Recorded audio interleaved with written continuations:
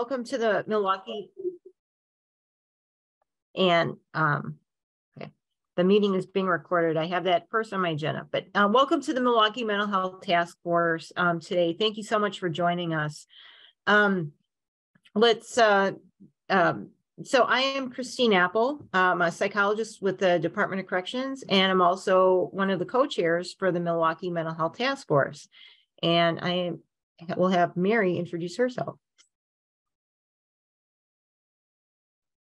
I'm Mary Neubauer. I am the other co-chair, and as co-chair, I represent the task force on the Milwaukee County Mental Health Board.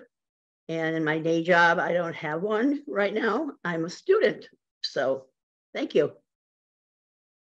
Okay, thank you for joining us. Please follow these ground rules for our virtual meeting today. Everyone will be muted throughout the session. We hope to have time after each speaker for a few questions. Use the chat feature to type your questions, and we will answer as many as we can. Sign language interpreters are provided at all of our meetings. If you need assistance accessing the interpreter, put your request in the chat and we'll help you. Speakers, please say your name before you speak to help with accessibility. Auto captioning is provided. You may turn on the captioning on or off. Click on the caret symbol next to the CC Live transcript button on the bottom if you want to hide subtitles or to view the full transcript. At the top of your video screen, you can choose between speaker view or gallery view, whichever you prefer. And if you have not done so already, please complete the Milwaukee Mental Health Task Force 2023 program survey. And Barbara, I believe, just provided that in link. And also a reminder, the Mental Health Task Force annual membership drive is also in our public website. Please considering supporting your mental health task force. We provide lots of timely information and try to provide information that you want to hear about. The mental update that's happening fairly quickly. The Mental Health Board public hearing is on March 16th. That's 2 days from now at the Washington Park Senior Center at 4:30 p.m. And I didn't check. I think that is an in-person meeting. Is that correct, Mary? Yes, it is. It's in person. Okay. And if you have any questions about how to get there, or I'm sure we have some materials in also our chat feature or on our website. Finally, vote in the April 4th spring election. Your ballot will include important local offices as well as Wisconsin Supreme Court Justice who will serve for 10 years. The new justice may have the deciding vote on cases impacting on the rights of people with mental illness, redistricting, voting rights, and much more. And again, the meeting materials are also posted on our website. Okay. And I will turn it over to Mary Neubauer. All right. Good afternoon, everyone. We have a very full agenda this afternoon. And our first group of speakers are from Milwaukee County Behavioral Health Services, from the Community and Crisis Services. We have Jennifer Whitford, Director of Community Access to Recovery Services, Kenneth Cole, PsyD, Director of Outpatient Treatment, and Lauren Hubbard, RN, Director of Community Crisis Services. So I will let the three of them take things away and provide us with their presentation. Welcome, everyone. Thank you, and good afternoon, everyone. I will work on sharing my screen for the group. And to kick us off again, I am Lauren Hubbard, Director of Community Crisis Services.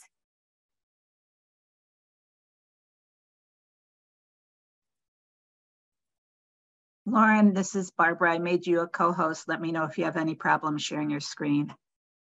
Thank you. I think I got it. Are you all able to see the presentation? Yes, we are. It's perfect. Thank you. All right.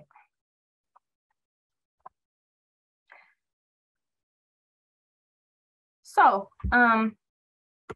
we will again be presenting this afternoon on a summary of the behavioral health services, community-based services. On our agenda today will be an overview of the crisis line and mobile crisis services, community linkage and stabilization program, our various outpatient treatment services, crisis residential services, and community access to recovery or our long-term care services.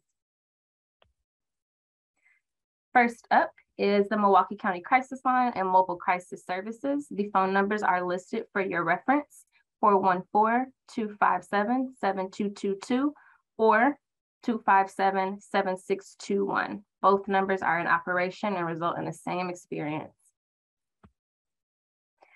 The Milwaukee County Crisis Line has been in service for over 25 years, serving adults, and for over 15 years, also serving youth. This is access to a non-police mental health support and the way that mobile crisis teams are dispatched throughout the community for an in-person, face-to-face response. As I mentioned, we have 2 phone numbers listed because historically Children's Mobile Crisis, or formerly the MUT team, has operated its own crisis line. I'll explain on the next slide how we are working to integrate those services. So both numbers, again, continue to operate no matter which one you may have memorized or on a magnet, and result in the same experience at this time. Annually, the Milwaukee County Crisis Line serves over 2,000 callers. And you can see the numbers from the last several years listed. The crisis line provides services to individuals who are experiencing a mental health or substance use crisis. Services are available 24 hours a day, 7 days a week. We operate our crisis line in collaboration with our partners from Impact, which have dedicated staff who provide an initial triage, warm line support, and direct linkage to community-based resources. Over 60% of our annual calls over the years have been for individuals in crisis and directly related to shelter, housing, food, energy assistance, other social determinant of health needs. So we find this partnership with Impact, who are the gatekeepers for many of these services throughout the community, extremely valuable. You can receive support, screening and assessment, crisis counseling, intervention services, emergency coordination, resource information, and referrals through contacting the crisis line. Again, calling the crisis line is the main way to get in touch with a mobile crisis clinician. Our clinician team is made up of a very diverse group of professionals, including registered nurses, licensed social workers, professional counselors, and psychologists. Over the years, we've worked to diversify our workforce to include interns and individuals with their training licensures. And last year, we made huge strides towards being able to integrate our children's mobile crisis and adult crisis mobile team services. So now we're jointly serving all residents across the lifespan, no matter the need. We often know in the past, the Children's Mobile Team, or MUT, even older name for that service, there's always an adult in a school, home, or home-like setting. So we're really working to ensure that there's no wrong door for mobile services throughout the community and that we're able to serve the entire family. I'll add to this slide, I forgot to add it in, but we are also rolling out this week a new and updated name now that we are combining our services. So you'll begin to see this week and over the course of the next several months, the Milwaukee Mobile Crisis Team, which is all the same service. We're just trying to die down on some of the confusion from all the various different names that we've had over the years. Mobile crisis services are available. We have staff in service 7 days a week from 7:30 a.m. to midnight. At this time, our staffing patterns allow for an in-person response to be available from 7:30 a.m. to midnight during the week and until 8 p.m. on weekends and holidays. Mobile services are voluntary. We will still come out, but we cannot force our services on anyone. We can be requested by the individual themselves, family members, friends, school professionals, police, or any other concerned professional or community member. We work to meet people where they are in homes or other community settings, libraries, parks, wherever that might be, where the individual is most comfortable. Through this service, we also have some specialty services where we are able to serve individuals with unique needs. The community consultation team has been in service for many years and works directly with individuals who live with developmental and intellectual disabilities who are in crisis. We also have an RN specialist who works directly with older adults. Mobile Crisis, again, provides a non-police in-person assessment. We also collaborate with police as needed to help them with assessments. We also provide stabilization services, working with individuals to reduce risk level and stressors. We provide safety planning, psychoeducation, consultation, crisis plans, appropriate follow-up, referrals, and linkage as needed. Last year, the mobile crisis completed over 3,000 contacts with individuals throughout the community. Our RN specialist worked with over 230 individuals over the age of 60, and the community consultation team completed about 180 mobiles for individuals living with disabilities, intellectual and developmental. Our next specialty mobile response is CART, our Crisis Assessment Response Team. CART can be contacted for emergencies through calling 911 or the local non-emergency law enforcement number. Our CART services are a co-responder model where clinicians are paired up with law enforcement. CART is a resource in our community to those law enforcement agencies. So calls that would already be going to police, CART is there as a part of that response system to support the dispatchers and officers that are responding on scene for individuals who are in a mental health or substance use crisis. The goals from this service are to decrease involuntary detentions and to improve outcomes for the people that we serve. CART is currently dispatched in 3 different ways: directly by 911 dispatchers, as requested by patrol officers who are already on scene and recognize a mental health or substance use crisis. And our teams are also monitoring the calls that come through 911 to find service calls where they would be helpful. Our various CART programs had over 2,000 contacts last year. So where do we have CART services? Our longest standing partnership has been with the Milwaukee Police Department. We have had that CART service for over 7 years. In the city of Milwaukee, CART operates 5 teams currently 7 days a week. Our service hours during the week are from 11 a.m. to midnight, and we have rotating hours on weekends, which at this time is depending on staffing. The non-emergency number for Milwaukee Police Department is also listed at 414-933-4444. Sorry, I missed a 4. We also have a partnership with West Allis Police Department. We operate 1 team 5 days a week, Monday through Friday, in the city of West Allis. The West Allis program currently serves all residents throughout the lifespan, youth, children, and adults, and their non-emergency number is also listed at 414-302-8000. Our newest CART collaboration is with the Milwaukee County Sheriff's Department and has jurisdiction across the entire county. The county CART team, as we call it, operates Monday through Friday and has 3 teams in service. Those service hours are from 11 a.m. to 11 p.m. and also serves youth and adults. The non-emergency number for the Milwaukee County Sheriff's Department is 414-278-4788. Our county CART team primarily responds to support the Milwaukee County Sheriff's response on county grounds and facilities such as the parks, airports, the intermodal station, and also as requested by municipal law enforcement agencies. And finally, to round out our community crisis services, I wanted to touch on CLASP, our community linkage and stabilization program. CLASP is a peer support program in which certified peer specialists are able to work with individuals by offering their own lived experience to individuals who are on their own path to recovery. This is done in collaboration with the Wisconsin Community Services, or WCS, which holds the contract at this time and works very closely with the Milwaukee County Mobile Crisis Team and our various crisis services. For more information on the CLASP service or to be able to make a referral, please contact the crisis line.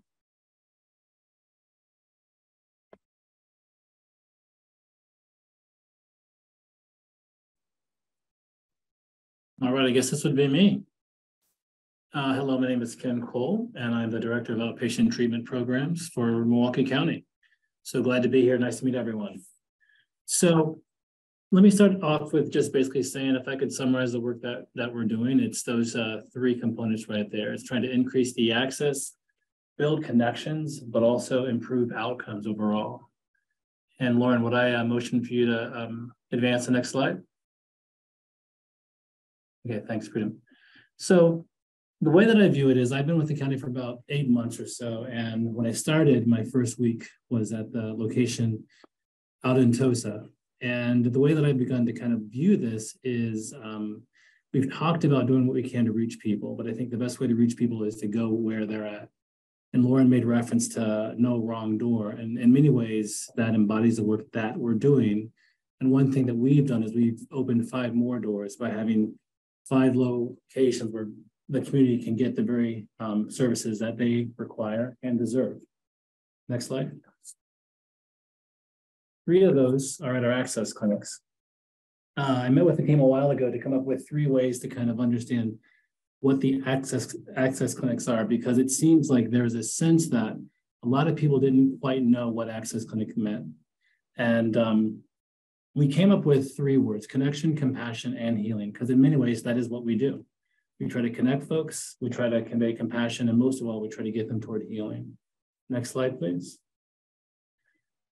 With regard to access, we realize that it's a lack of access that complicates matters for folks. And there's 4 realms where there are issues. One is financial, obviously.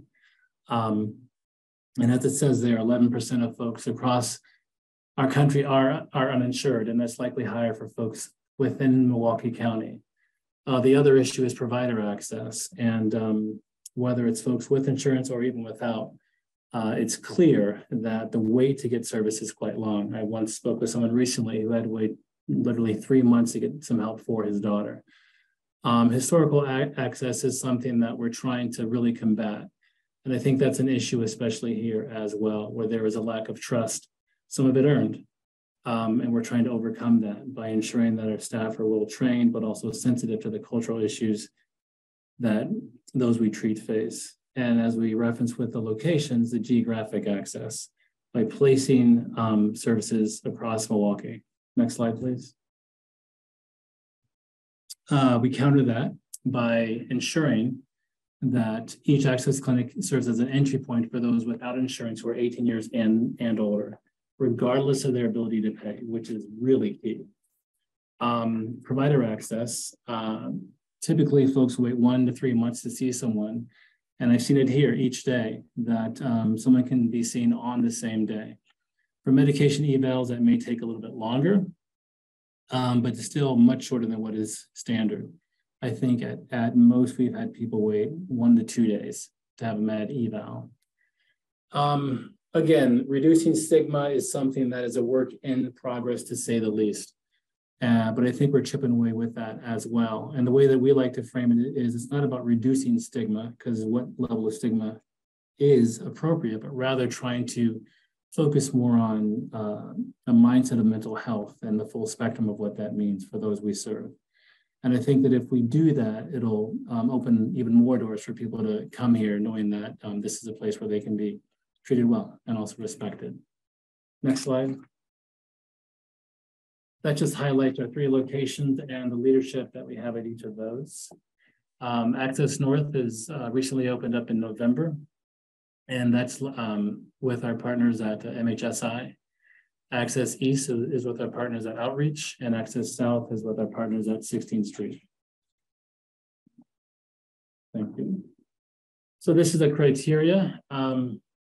And I say walk-in or call because, as you know, some of the services are either virtual or they're face-to-face. And we do a little bit of both. We have seen an increase in face-to-face services because it seems like that's what people prefer and are actually used to. So you have to be a resident of Milwaukee, 18 years and older, with a valid ID. And as I just said, services are either in person or they can be virtual. And it typically operates like most outpatient clinics, where the person walks in, they do the registration, but also a lot of paperwork. But most important, just beneath that, is our suicide assessment, which is something we're quite proud of. So at every point of contact, every person that does come here is assessed for risk of harm to self. And that's something that we're rolling out across the board at all of our clinics, given the disproportionate high rates of suicide risk across Milwaukee County. And those are our hours, 8:30 to 2:30 p.m. Next slide. That simply walks through the process of having folks come in here. I do want to just briefly say, I know that Barbara was asking for some numbers. I'm going to step off script for a second and just kind of share that we often will focus on the number of unique clients served. So if you go to the next slide, I think we touch on that. Oh, not yet. I'm a couple steps ahead. I'll just go through the numbers served right now. 2022, between our 3 access clinics, we saw 865 unique clients, we saw them at least once. But as far as the hours of service provided, which I think is of great significance, it was upwards of 6,945. The reason why that's important is because it highlights that we have people returning for more follow-up services, because the longest duration of time that we can work with someone is upwards of 6 months. But we want to make sure that we're there for that person until other services can be linked up for them. So just wanted to drop that data in there. Next slide, please. So yeah, this is our team. And as you can see, it's pretty diverse. And this is across the 3 access clinics. The licensed psychologist would be me. And although I do not provide direct service, I have consulted on several cases, actually a handful of cases since I've been here. Our leaders at each of our clinics are also licensed. We have 3 psychiatrists, 4 nurses, 2 nurse practitioners, and all of our providers are licensed. That would exclude the interns, but they are also supervised by someone who is licensed. At our Access South Clinic, we estimate that 10 to 15% of those who get services there receive that through our translation services. And we have a bilingual Spanish licensed therapist providing services there. We also do great work and are fortunate to have our peer specialists who provide support for our team as well. Next slide. As you all are aware, there's a wealth of resources across the county, and thankfully we connect with many of those. Of course, Team Connect is our own internal team who help with linkage and follow-up for those who are in crisis. Some of those resources might be those who are discharged from MHEC. And as far as that goes, I know that was a question. We have not gotten a lot of referrals from MHEC. I think most recently the numbers are, let's see, bear with me, please. Yeah, I think we've had upwards of 6 referrals for Team Connect from MHEC. So we're trying to work on that, and because we know the need is definitely there for that. We also have CSHs, or crisis stabilization houses. We have 1 of those. Right now we typically have 2, but 1 of those is closed at the moment. Our CRCs, we have the capacity at our CRCs for 37 total. We have 15 at the CRC South, 12 at CRC North, and 10 at CRC West. Next slide, please. I just referenced the number of the folks that we've seen. And suicide prevention, as I said, is a key component of the work that we are doing. Next slide. So this is something that is relatively new as of late last year, and I know there's lots of interest in this, and rightfully so. The Milwaukee County Mental Health Clinic, which is something, which is formerly known as the Wraparound Clinic, that was based out in Watertown Plank Road.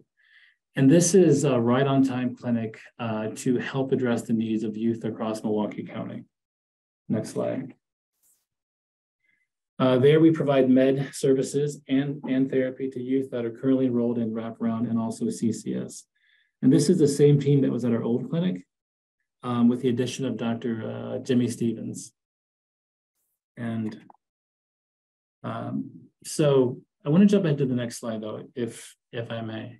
Oh, there's one that seems to be missing. So it's not there. So let me just talk about the services that are currently provided. There's psychotherapeutic interventions. There's med management. We also facilitate dialogue with resources across Milwaukee County. There's also a pharmacy that has that we can refer our folks to. What's convenient about that location is it's on the 2nd floor of the Hyatt Pharmacy at 19th and North, which is very convenient for folks. Yeah, that's it. Exactly. Thank you. Go to the next slide about what services will be provided. Thank you for that. So this is the part that inspires me and also others and holds a lot of promise. We know the need for the youth across the county is very high, and our vision is to create a behavioral health oasis of sorts within the heart of our city. So key to that will be adding to the team. So I've shared with Barbara, and I'll also share if folks are interested, 2 postings. One is for a manager position, but also we got approval to add a 1.0 clinician, a master's level. Currently, the clinic is largely staffed by our psychiatric team, and we're fortunate to have that. But as we know, we want to make sure that we're able to get to youth before it requires a higher level of care. So when I think of a lot of, when I think of a lot of folks that are labeled at risk, I sometimes fear that we focus a lot on issues of trauma and suicide, which are valid and must be dealt with. At the same time, what needs to be done to address those issues before they get to that point? What needs to be done to ensure that someone that is depressed or anxious about some issues with school or lives with the stressors of being an adolescent, we'd like for them to get early interventions as well as higher level interventions from the same location. One way of doing that is to leverage the trust that we feel we are building. But also, as I say at the last bullet point, we want to have an open door. As I said, we've been open for several months. We want the clinic after hours to become a resource, whether that means an in-service, whether it means trainings, groups. So in some respects, we look at it almost as a blank canvas for now. Granted, it's a blank canvas where we know exactly what we're doing as far as direct service, but want to gradually and also strategically build upon that. I guess my last comment and thing I want to say about the clinic is the thing that I'm most proud of is years ago, I worked at the VA, and up until I came here, I was with Ascension. And I look at Milwaukee and I recognize that of all the healthcare agencies we have and hospital systems, very few have chosen to place a clinic in the heart of our city. And while this is kind of on the ground floor for now, I look at this as a great opportunity, and I assume that a year from now or 2 years from now, this will be the oasis that I think it can be. So your feedback and input is greatly appreciated for that. Next slide. Oh, that's it. Thank you so much, Lauren. Appreciate your help.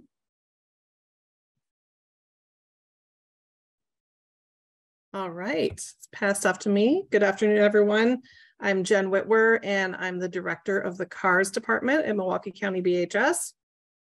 CARS stands for Community Access to Recovery Services, and we are the department at Behavioral Health Services that really focuses on those longer term care services for individuals who are living with a mental illness or a substance use disorder, or more commonly, the folks, about 70% of the individuals that we serve in our department have both mental illness and substance use disorder at the same time. And that's as such, we've been working for many years to become a co-occurring integrated system of care. So in the CARS department, we really sort of categorize the services that we offer in sort of 5 different lanes. The first is prevention, and immediately adjacent to prevention is harm reduction. We have a deep commitment to prevention, and I'll talk a little bit more about that work that we're doing, which continues to increase and is exciting.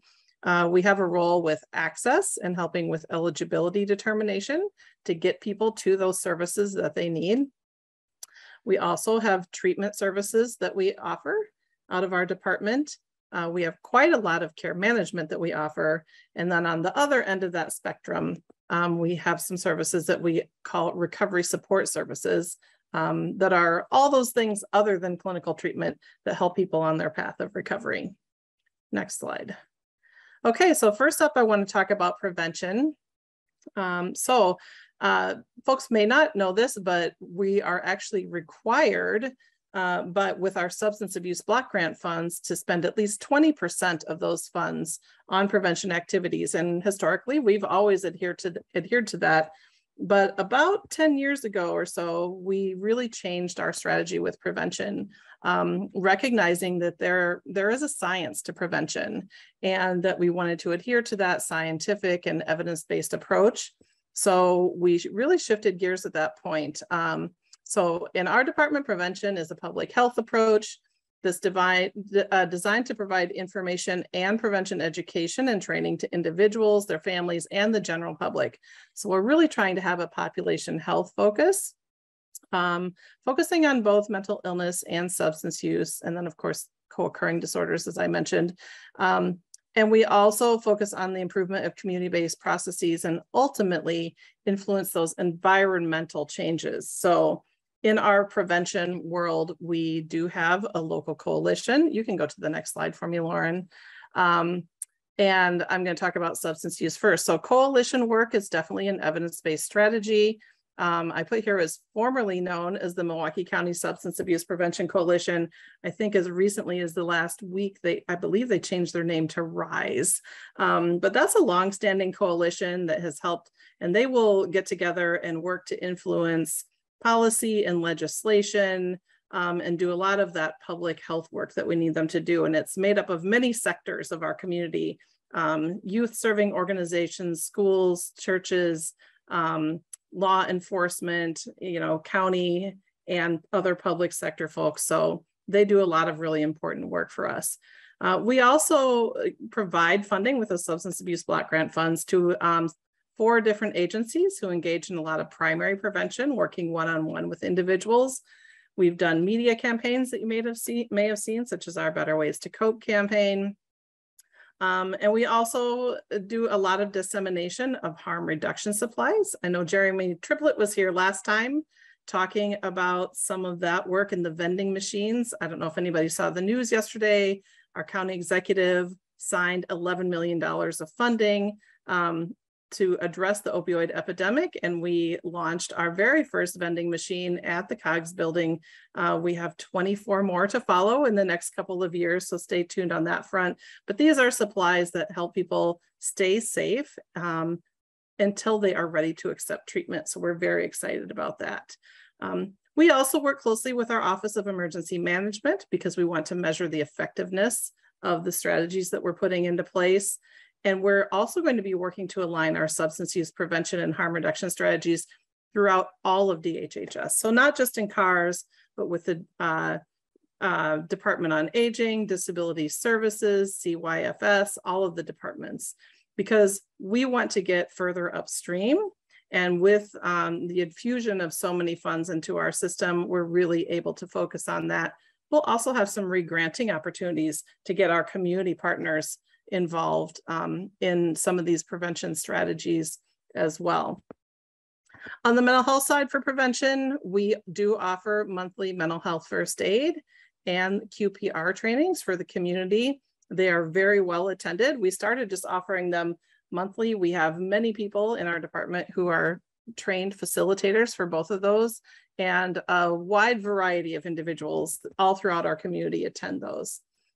We also do a very wide distribution of gun locks. And in fact, in the vending machine that we launched yesterday and in all of them, we will include gun locks. And on those gun locks, we also have the number for our crisis line so that we can engage in what we call lethal means restriction, making sure that people who are in that desperate place don't have immediate access to that gun. And then we have participation in the local Zero Suicide Initiative. And we also did a campaign a while back called Be the One To, which is really about everybody, anybody and everybody reaching out to someone just to be there for them and staying connected as a way of suicide prevention. So next up, we have access. So this is a central role for the CARS department. And to access services, we have several different access point locations. All of our access points, and CARS is an access point itself, but then we have several agencies that we work with as well. They all use the same comprehensive approach to screening. They use the same tool and assessment, and they're assessing for both behavioral health and or substance use disorders in that assessment. Next slide. So the eligibility determination process is that it should be noted that the screening process for CARS services, it can take a couple of hours, and we really value that consumer choice and the input that they're giving in that process. That comprehensive assessment that every one of our access points is using really identifies the strengths that people might have in multiple life domains, including family, their emotional health, education, employment, their living environment. And then, excuse me, that assessment concludes with matching the recommended service to that individual's specific needs for behavioral health and or substance use disorder services. So by the time they complete that assessment, we're on our way to hopefully getting them connected to the services that best meet their needs. This is just a chart that shows you the number of comprehensive assessments that were completed year by year. It did go down a little bit from 2021 to 2022. That could be because of some of the other services that are being put in place, such as those that Dr. Cole talked about. But we do continue to stay very busy and get a lot of people connected to services each year. And this is just a list of our different access point locations. I listed them in alphabetical order. But you know, one of the things that we've been working on for the last several years is to make access to our services as easy as possible and to reduce barriers. I will say, the more information we have about someone when we are doing an assessment and trying to get them matched to those services, the better we are going to be at our job. So we do like it when we can get access to clinical records or clinical information about individuals, but that's not always possible or feasible. It's also not always necessary. Sometimes it can be as simple as someone reaching out. I had someone reach out last week and they reached out by email, and we were able to get someone out to meet with that family immediately and get their loved one connected to services. So reaching out in any way, people reach out on our website, they can make a phone call. Sometimes people complete a formal referral if they're a professional working in another clinic or whatnot. But any way that people can reach out to us, we will initiate that process and get that assessment going. We want to reduce those barriers, be as welcoming as we can be, and get people to services as quickly as we are able to. Next slide. So we also have treatment that we offer. We offer a comprehensive array of treatment services to meet each individual's personalized needs. And it should be noted that people might transition through a variety of programs throughout the course of their recovery journey. And sometimes people might even be in more than one program at a time. Next slide. So some of the treatment services, and this landscape has changed a little bit over the years, especially on the substance use side, because the 1115 waiver came through. So a lot of those substance use services are actually covered by Medicaid. So in that substance use world, really our role is more providing ancillary services and then clinical treatment for individuals who are uninsured. However, anybody can come to one of our access points, even if they have insurance, and we'll help them understand what is the best level of care for them. But some of the services that we offer in terms of treatment, we do have a detoxification center. It's in one building, but it's 2 different levels of care.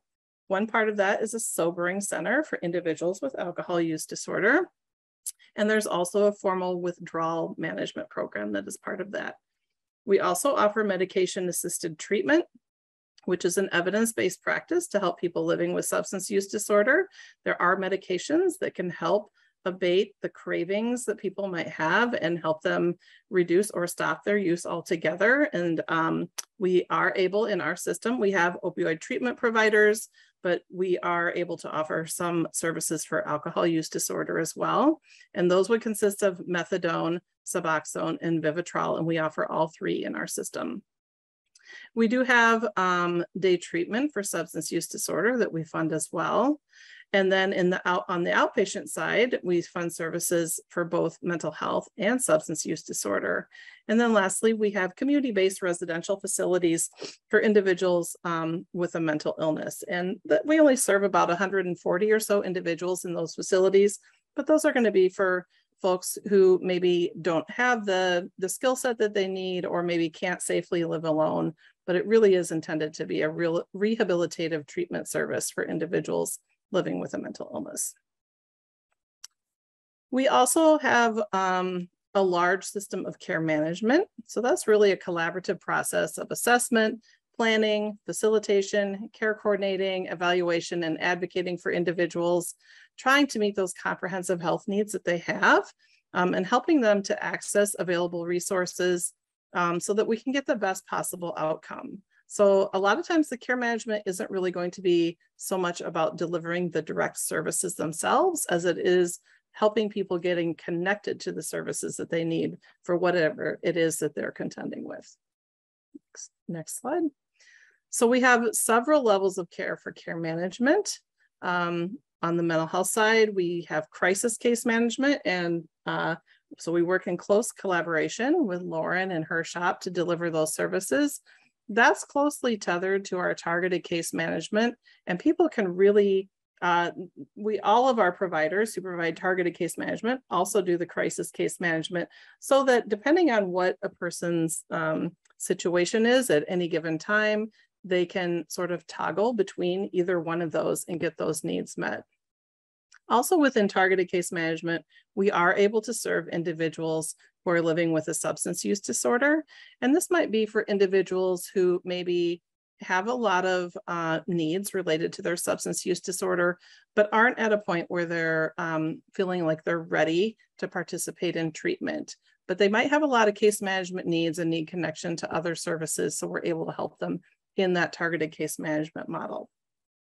For those individuals who are ready to participate actively in treatment, we do have some level of care called recovery support coordination. We also have comprehensive community services, which I know we've spoken quite a lot to this group about CCS.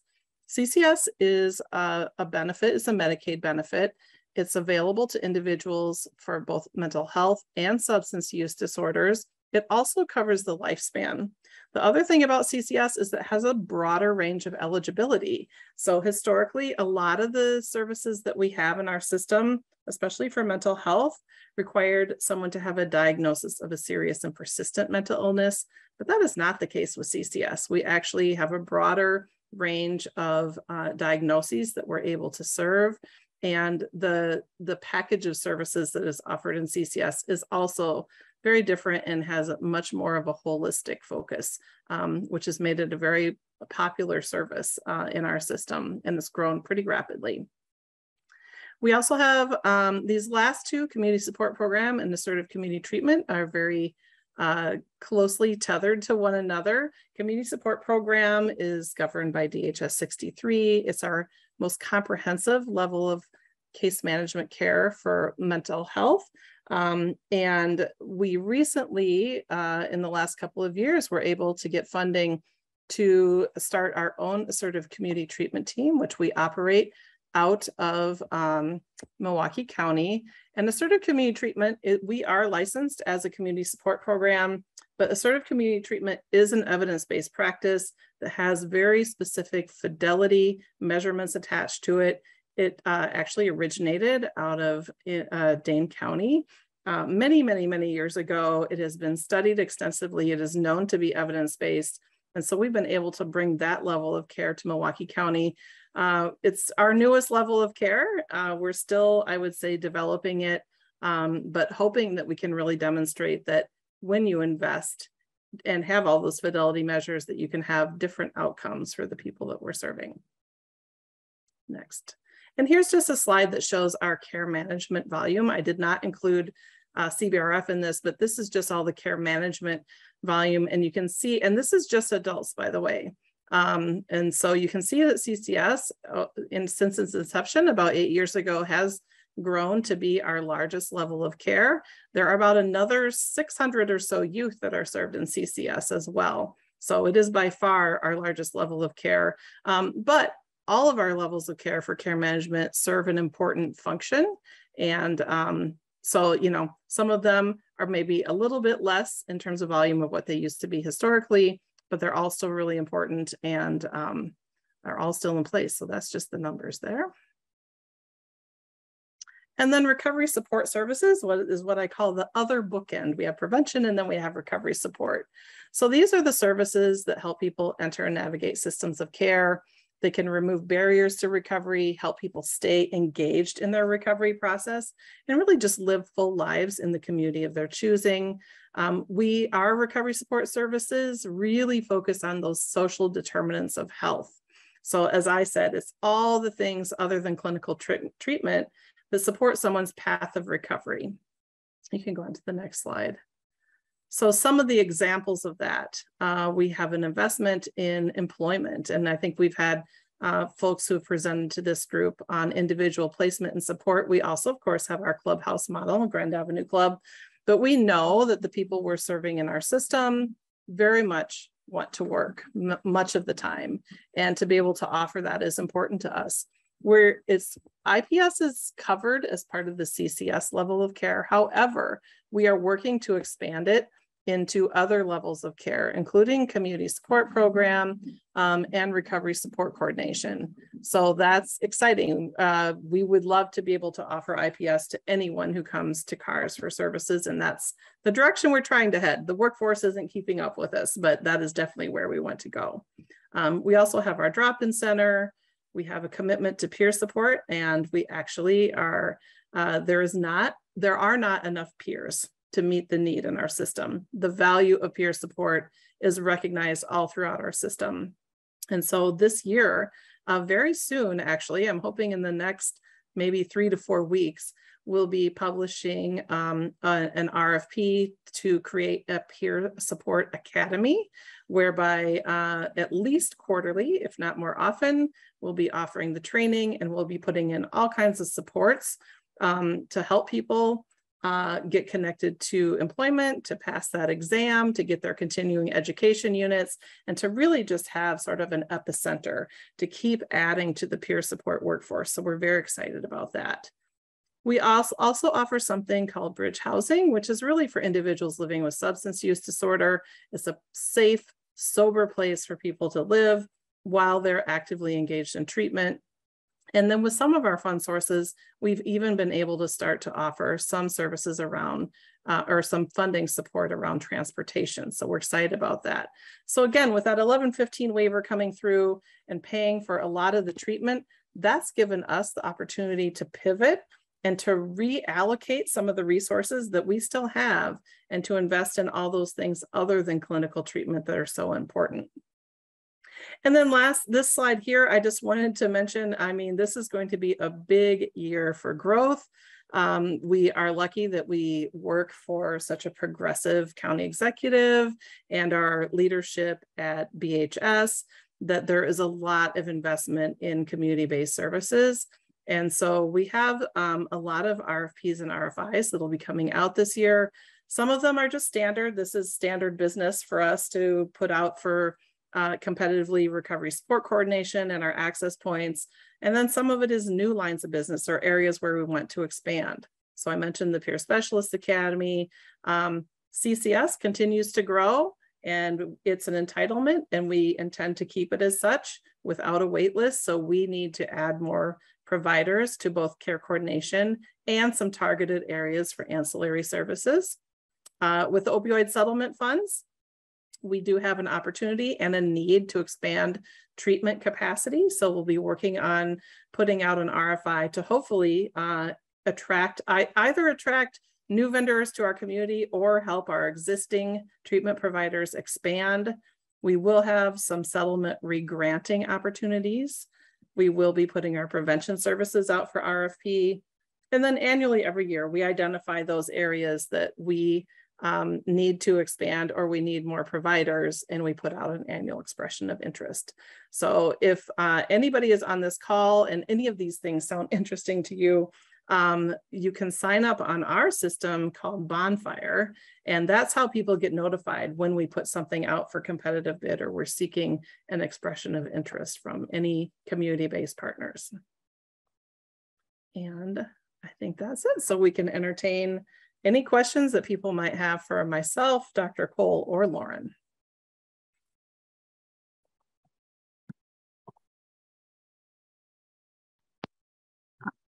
Christine and Mary, this is Barbara. I was able to pull together the questions. Would it be helpful if I walk through them? Okay. Please, thank you. Thank you so much to our speakers. I know you shared a lot of information, and we have more resources that we will send out as well via email. But let's see if we can get through a few of the questions now. There were several questions related to peer support. And so I'll just kind of group those together. How many certified peer specialists? One person said, I thought we had over 800 certified peer specialists a few years ago. Now you're not enough.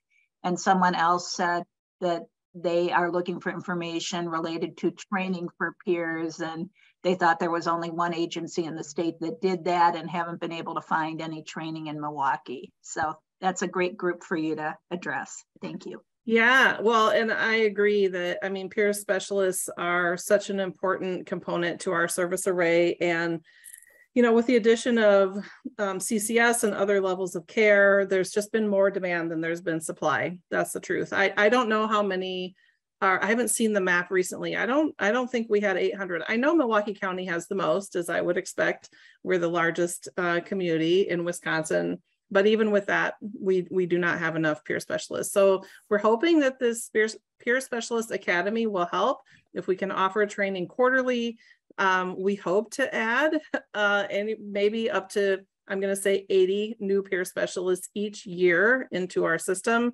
And that we just want to continue to do this into perpetuity so that every year we're offering those opportunities. We have offered opportunities, or we funded opportunities, I should say, with some of our grant funding, usually 1 or 2 of those trainings a year. We have been working closely with the state of Wisconsin on what those expectations are around offering peer specialist training, so that when we put out this RFP, everything will be in line and in accordance with what the state expects. So yeah, I hope that we improve on that front soon. And I know historically, some people, it's been hard for people to pass the exam at times, which is really unfortunate. So having that academy to really put those supports in place so that people are successful in taking the class, having it offered regularly, passing that exam, and then getting connected to the employers who are looking to hire them. I'm anticipating that will really improve things for peer specialists in our system. Barbara, was there another part of that question that I didn't address though? I think that you did get to them, but if there's possible, I don't know if we should reach out to the state for information about the number of certified peer specialists, yeah, or if you might be able to follow up. We can send that as a follow-up. Yeah, there's usually also a map of the state of Wisconsin. Tim Sauber just put in the chat that there's 1,300 in Wisconsin. Oh, okay. Yeah, thank you, Tim. You're always a great resource for information on the peer movement. So a couple of other questions, 2 others that I will group together. There's a comment, last I heard CART had been approved and funded by Milwaukee Common Council, but there was difficulty to fill those positions. Has this changed? Many of these services have long wait lists and no availability. So that wasn't specific. So I'm not quite sure what the wait lists are. I did ask about wait lists with another question, and they said it was in regard to DBT and individual therapy. So, so I just dropped the answer and the link for our mobile crisis recruitment page in the chat for Tiffany's question about CART. Yes, for maybe going on 3 years now, the city of Milwaukee did provide $300,000 to expand our Milwaukee CART team. So we had 3 teams in service. MPD has been able to add several officers, and at this time across all 3 of our CART programs, including the newly added county CART program, we currently have 3.5 FTE of vacancies out of a total of 10. So we have been able to add some clinicians. Aside from our West Dallas CART team, both the Milwaukee Police Department CART team and the Sheriff's team have more than 1 team in service that kind of overlap each other. So there are some times where we're not in service. Officers sometimes get pulled for special assignments. Folks are off for vacation and their own time off, but we are closing that gap on the current positions that we have open for CART and our non-police mobile teams as well. So we're hiring, and we have been able to add substantial shift differentials to hopefully attract professionals to work our off shifts and weekends as well. Thank you, Lauren. That's encouraging to hear. I see that there's another question in the chat, which perhaps someone from the county could reply directly to the person, because I think we're out of time now. Thank you again to our speakers for all the information you shared. We'll share those resources with the listserv, and I'll turn it back over to our co-chairs, Mary and Christine. Thanks for having us. Okay. Thank you very much. And now we're going to turn to the Wisconsin state budget. What is in the budget and how can you make a difference? Big questions. So we're very proud to announce our speakers, Ginger Steele from Wisconsin DHS, Division of Care and Treatment Services, the wonderfully awesome Holly O'Audley, Assistant Administrator of the same agency, Barbara Beckert, our wonderful Barbara Beckert, and Phyllis Greenberger, Supervising Advocacy Specialist from Disability Rights Wisconsin. Thank you very much. Take it away. All right, thank you so much. This is Barbara again, and I will kick things off and then very shortly hand it over to our partners at DHS. Jeannie, if you would be able to bring up the PowerPoint. Thank you so much. Whoops. All right, there we go. So I am just gonna get myself situated here on my end. So as you've heard, it is state budget time again. We have a biennial budget in Wisconsin, and it's really a very important time for all of us as advocates for mental health services and other services in the budget to organize and speak out. So that's what today is about, getting you the information that you need to be effective advocates. Next slide. You've already heard about our speakers, Holly and Ginger. Thank you so much. And Phyllis for being here today. Looking forward to a good discussion. We may not get through all of this, but we're starting out with the mental health items in the budget because that's a particular interest to us as the Mental Health Task Force. Next slide.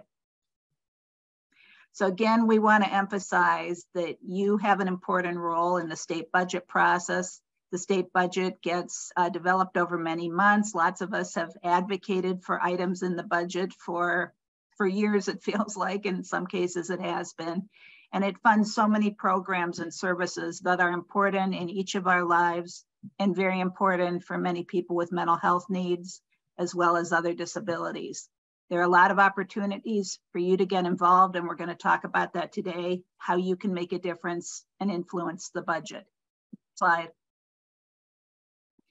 This is a little picture of the state budget process, going back through the whole process, the preparation of budget requests, which the departments do. Those go to the Department of Administration. The governor puts his budget together. Right now, as we'll be talking about, it's with the Finance Committee in the state legislature, which plays a very important role with the budget. And then it will go on to both houses of the legislature. And then finally, in the summer, the governor will act on that after the legislature has finished their part. He may veto things. It will go back to the legislature, and finally, a budget bill will be signed by July. Next slide. So who decides what's in the state budget? As you've heard, both the governor and legislature have a role. In Wisconsin, we have divided government. So we have a governor, as we know, who's a Democrat, who put together a budget that we'll be hearing about today. The legislature has indicated that they plan to start all over from a base budget, but there's still an opportunity to try and move some of the proposals in the governor's budget across the finish line. And then the governor can veto parts or could veto the entire budget, although that is not something that happens frequently. Next slide. So as we mentioned, the Joint Finance Committee is one you'll hear a lot about during the budget process. 8 senators, 8 representatives, and they are working already on crafting the budget proposal they will put together. All legislators do have an opportunity to influence the state budget. So each of us has a state senator and state representative who can have a voice in the budget and who you will want to develop a relationship with. And all legislatures will have to vote on the final version of the budget before it can pass. Next slide. So pictures are nice. We have some pictures, first of the senators who are on the committee. And we're fortunate that State Senator LaTanya Johnson, who is from Milwaukee, is one of the committee members and a strong advocate. Also from Southeastern Wisconsin, Senator Strobel, who is the vice chair of the committee, and he is from Saukville. And among the other members, Senator Felskowski is the lead on healthcare issues among the Senate members. So she's an important player in this process, but they're all important. Next slide. And this is a slide that shows the assembly members. And again, we have a couple of members from the Milwaukee area, Representative Rodriguez, who is from Oak Creek and who's been a leader on education issues. And then Representative Goyke, who's from Milwaukee. He's in the minority party, so doesn't have quite the same leadership role on an issue, but he's historically been a great leader on issues in the criminal justice system, including a lot of things that impact people with mental health needs. So if you are in his district, or Representative Rodriguez, or Senator Strobel, or Senator Johnson, you have a little bit of a heads up because your legislator is on the Finance Committee, but all of us have the opportunity to communicate with them as well. Next slide.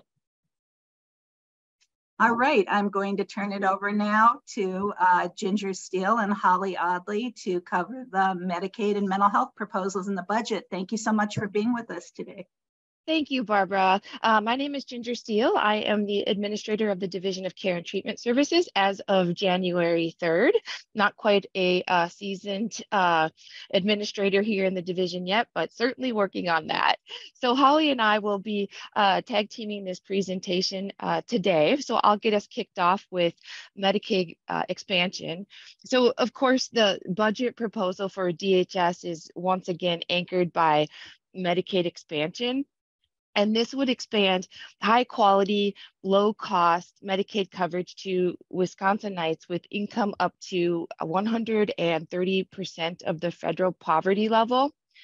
And expanding access to quality healthcare services ensures that everyone has the ability to receive preventative health services and can adequately treat illness or emergencies.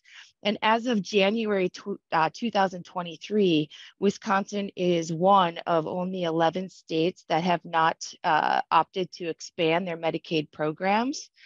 And states that have expanded Medicaid have experienced positive outcomes as more people gain access to needed treatment and care, hospitals stay open, and jobs in the economy grow. The budget's also good for Wisconsin's workforce. It increases the number of people who can find and maintain full-time employment and helps prevent medical bankruptcies. And then the other part to this is really reinvesting savings to increase payments to providers and hospitals. The budget provides $626 million to increase payments to hospitals through rate increases for hospital services, increased acute care hospital access payments, increased critical access payments, and increased pediatric supplemental payments. It also provides $189.1 million to increase Medicaid reimbursement rates for primary care services. Next slide.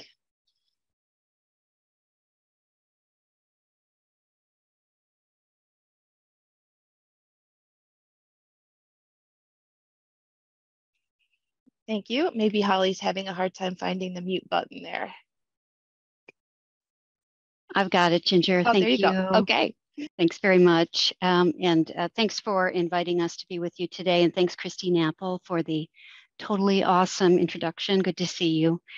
So the Governor Evers has declared 2023 the year of mental health, and he's really urged us to address these issues, the burgeoning mental health crisis in Wisconsin, with urgency. And his budget provides more than $500 million to expand access to mental health and behavioral health care. And Ginger and I will be describing a number of these initiatives over the coming slides here. The past few years have been tough for all Wisconsinites, and Governor Evers' budget recognizes that behavioral health is essential to overall wellness. Governor Evers declared 2023 the year of mental health, and his budget builds upon that declaration by making significant investments in expanding the availability of behavioral health services so that all Wisconsinites can receive care closer to home. We must do all that we can now to ensure those who need mental health support have access to care when they need it. We cannot look back 2 years from now as we prepare the next budget and wonder whether we should have done more or sooner to take good care of our mental health. The budget supports a vast array of diverse and inclusive services to improve crisis response, invest in mental health service access for people across their lifespan within their communities, fund suicide prevention efforts, and expand substance use disorder services. The budget also helps ensure the right supports are available at the right time by expanding an integrated behavioral health system that provides prevention, intervention, and treatment services for all Wisconsinites. Next slide, please. Okay, so the budget requests to continue to fund peer recovery centers and expansion. The peer recovery centers provide no-cost, person-centered advice, skills training, and a place to connect with others in the local community who have lived experiences with behavioral health conditions.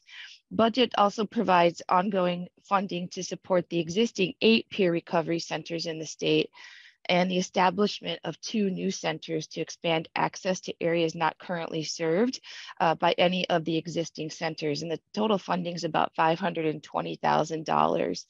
And then there's also a request for GPR support for peer-run respite center for veterans. As well as ARPA dollars funding Wisconsin's 5 peer-run respites for the 2023-2025 biennium. And then lastly, Medicaid coverage for certified peer specialists. There's a proposed statutory language change that includes certified peer specialists and certified peer parent specialists as Medicaid eligible service providers. Next slide, please. Thanks, Ginger. Crisis services has certainly been an area of focus for the Department of Health Services and our statewide partners over the last, I would say 7 years actually, and the governor's budget makes huge investments in this area. We're looking to improve crisis response. In recent years, Wisconsin's crisis system has faced rising service volumes, with counties responding to 35,000 crisis calls statewide in calendar year 2021.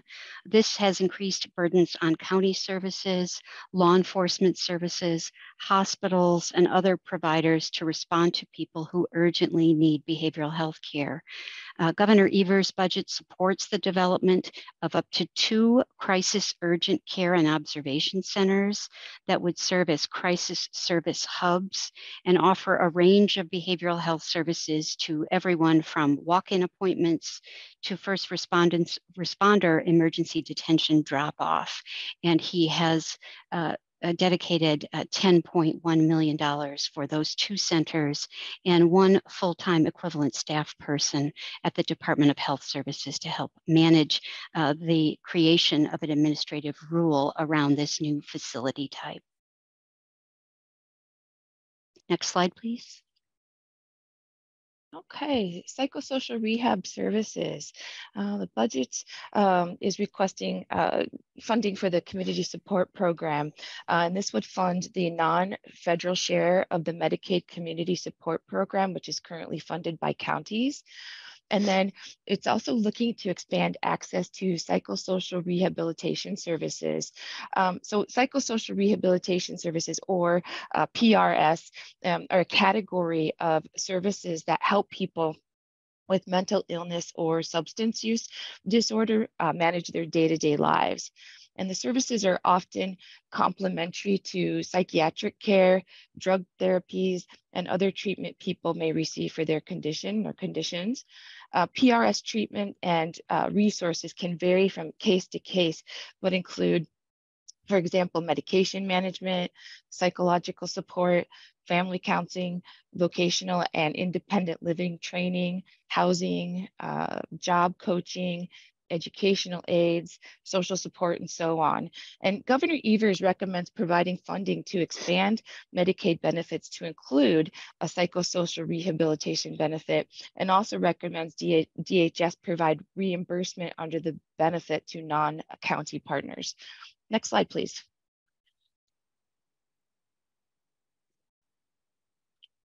Okay, suicide prevention. So the 988 Suicide and Crisis Lifeline support, the governor's budget expands staffing and resources for these services, including funds to maintain the Lifeline call centers.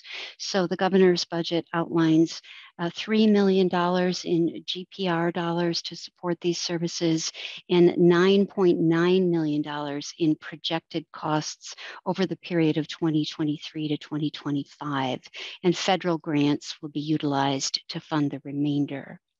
The governor's budget also seeks to establish a suicide prevention program. This is $1.0 million in GPR to coordinate suicide prevention efforts across the state, provide educational materials, and support public awareness campaigns in the area of suicide prevention. Next slide, please. Thanks, Holly. The governor's budget offers or proposes offering culturally and linguistically affirmative behavioral health services to those who are deaf, hard of hearing, or deaf-blind. And in 2019, the University of Wisconsin's Population Health Institute completed a behavioral health gap study. And among the results found the deaf and hard of hearing community is clearly underserved and lacks access to qualified direct services providers. Governor Evers' budget proposes developing a statewide behavioral health treatment program directly tailored for those who are deaf, hard of hearing, or deaf-blind, where people will receive treatment directly from a behavioral health provider. The total funding requested is $1,936,000. Next slide, please. Thanks, Ginger. Folks may be familiar with the child psychiatry consultation program that's been in existence for an extended period of time. And the Division of Care and Treatment Services at the Department of Health Services manages that collaboratively with our Division of Public Health. And the governor's budget increases the annual funding and broadens the net of service for the mental health consultation program. So this will now include services to adults as well as children, and the funding will be increased from $2 to $4 million. Thank you. Next slide, please. So behavioral health, children and youth. There's a proposal for psychiatric residential treatment facility, or PRTF. This is a new provider type serving youth with behavioral health treatment needs, requesting about $1.79 million to establish a 25-bed facility that would be Medicaid reimbursed. There's also a request to invest in mental health services in schools.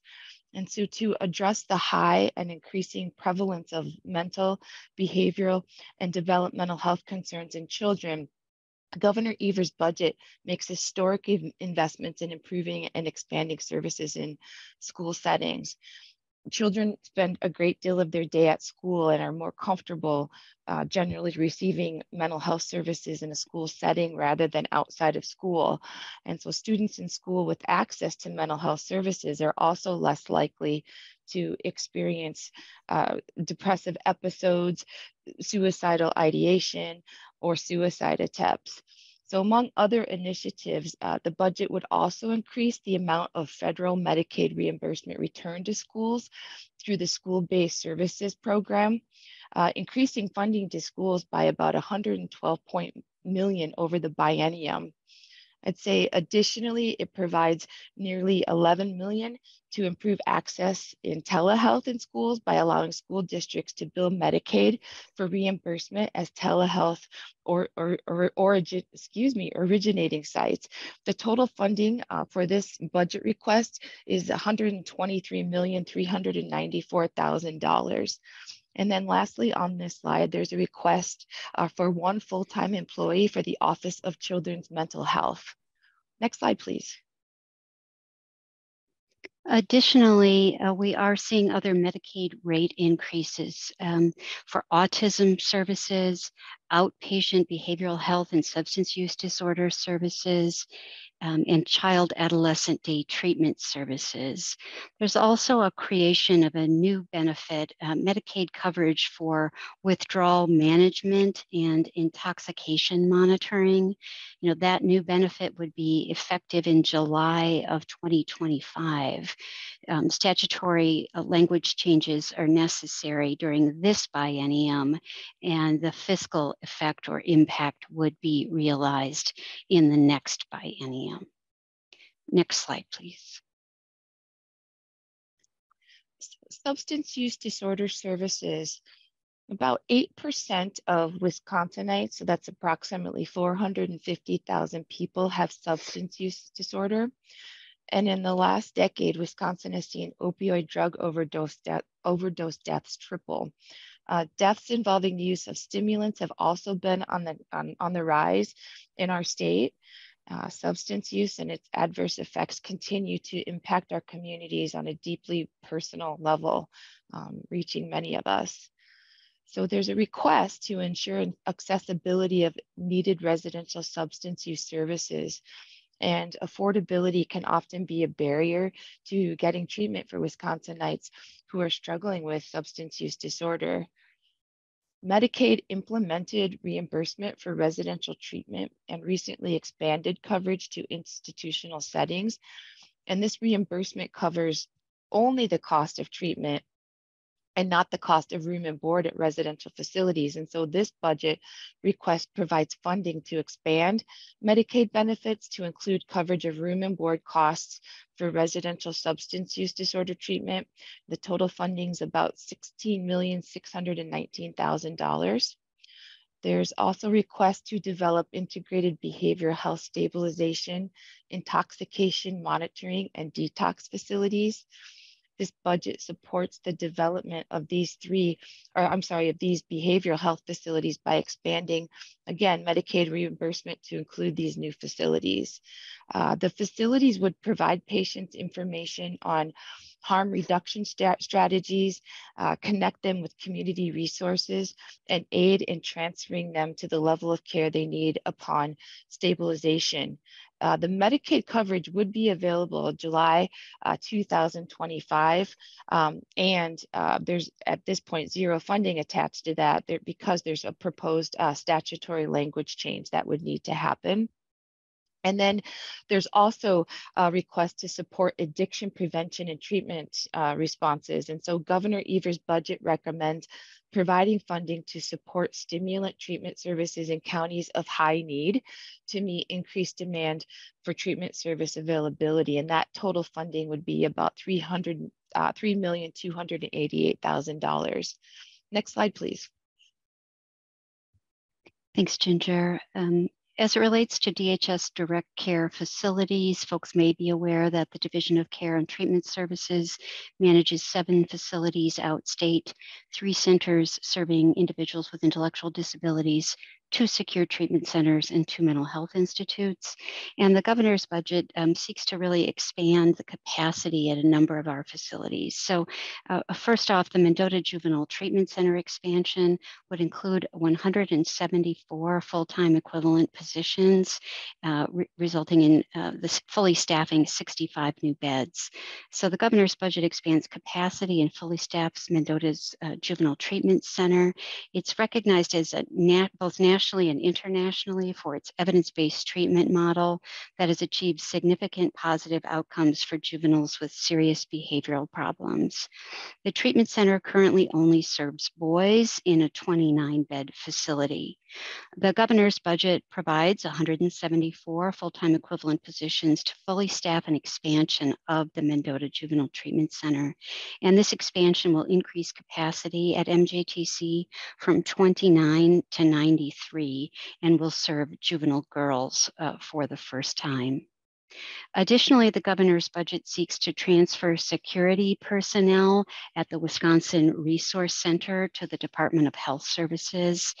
Security staff at the Resource Center are currently administered by both the Department of Corrections and the Department of Health Services, which often introduces needless complexity and challenges to our human resources administration at both organizations.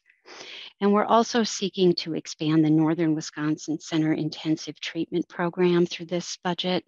Northern Wisconsin Center serves people with intellectual disabilities and currently has the capacity to expand the program.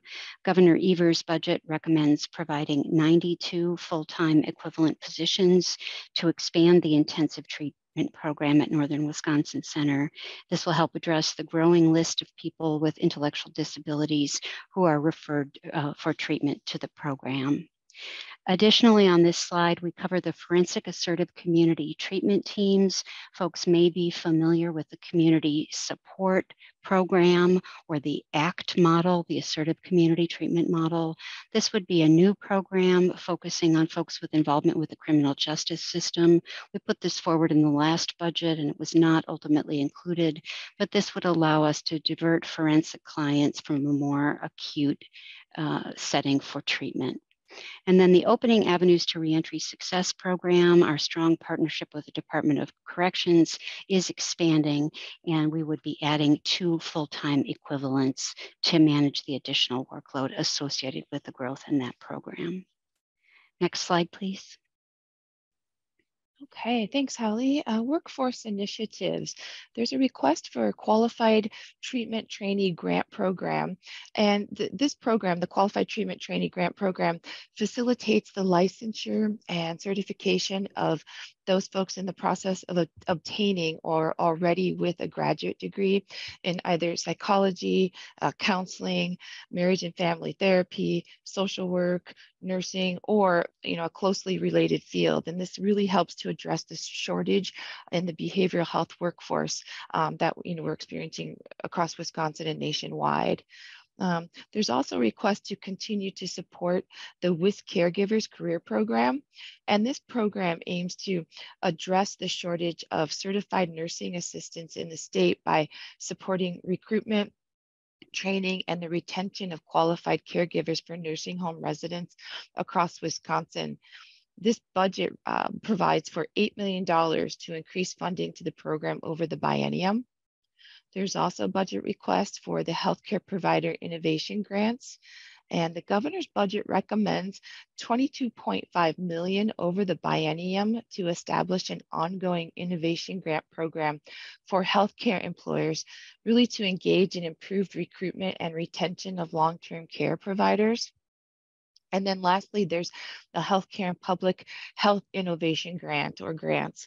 And Governor Evers recommends providing funding to support a pilot project in Dane County, which would focus on addressing the mental health crisis among healthcare workers and recruiting and retaining a sustainable workforce. I do think this is our last slide, and so I will pass it on to the next presenter. Thank you for the opportunity to present today. Well, thank you very much, Ginger and Holly. This is Barbara Beckert again. We do have a couple questions for you, and if you have time, we'd love to run those by you before we move on to the rest of the budget show here. Jeannie, do you want to just take down the PowerPoint for a minute, if you don't mind, and then we can come back to talk about the other budget initiatives. So the first question, this is a little bit of a long one. Contingency management is an effective intervention for treatment of stimulus use disorders, but there are strict limits on the amount of federal funds that can be offered to individuals that do not support the evidence for this intervention. Is there any discussion about an 1115 waiver to offer the use of this intervention for the treatment of stimulant use disorders? And the question's in the chat as well, if you wanted to refer back to it. I know it was long. Yeah, appreciate the question. And I would say would really be something that a joint discussion between the Division of Care and Treatment Services at DHS and the Division of Medicaid Services, who would manage that 1115 waiver. And to my knowledge, we have not had that discussion at this point, but I do understand what you're talking about relative to federal funds being very prescriptive about our ability to utilize those for contingency management kinds of incentives, if you will. But I can certainly take that question back to our partners in Medicaid services and see if we can flesh that out. Thank you. That would be appreciated, Holly. The other question was about school mental health, and it was a question asking about if the initiative to place more mental health services in school reflects a preference from students to have these services provided within the school, and wondering about the data for that model.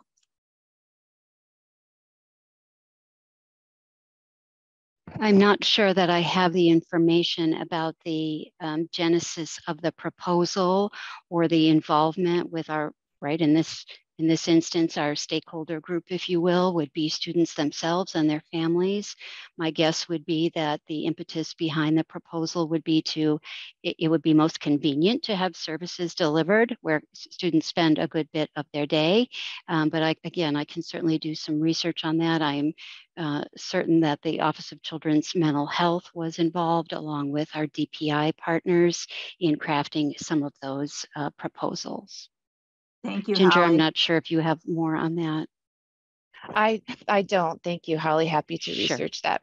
Okay. Yeah. Phyllis will talk a little bit about school mental health later when we talk about the education budget, and I always look to her on those issues, so she might have some additional insight. Great. Thanks, Phyllis. We have one more question for you. Our certified peer specialists and certified parent peer specialists included in the workforce development funds mentioned in the last slide. So I'm guessing maybe thinking about the QTT grant program. Is that what you were thinking, Tim? Yeah, the last one that was talking about, specifically supporting people that were close to attaining their licensure or supporting employers of behavioral health care workers. I was just curious. I mean, I'm pretty sure the answer is no, but it would be interesting to explore what that could look like. Yeah, that's a great idea if that isn't the current plan. Holly and Ginger, any insights on that one? Yeah, I don't know if that is part of the plan. And again, that's something that Holly and I can certainly take back and research. Happy to do that. Thank you so much. Thanks for the question, Tim. Yeah.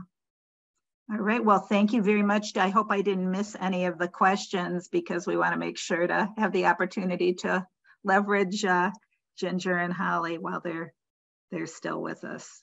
So anything else before we move on to continue with our budget overview? All right, well, thank you so much, Ginger and Holly, for joining us today. We really appreciate it and hope to help with moving forward the mental health investments across the finish line as the budget process continues. Thank you so much for inviting us. We really look forward to future partnerships. Thanks so much. Take care, everyone. Bye-bye. Jeannie, if you want to bring up the PowerPoint again, we can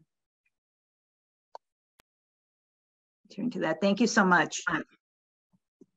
So we will be covering a lot of other initiatives that are of interest to people with mental health needs, but what you've heard about so far is specific to investments in mental health services. So aging and disability resource centers, as we know, they're in every county in Wisconsin. There is an increase in funding in the budget proposed for ADRCs.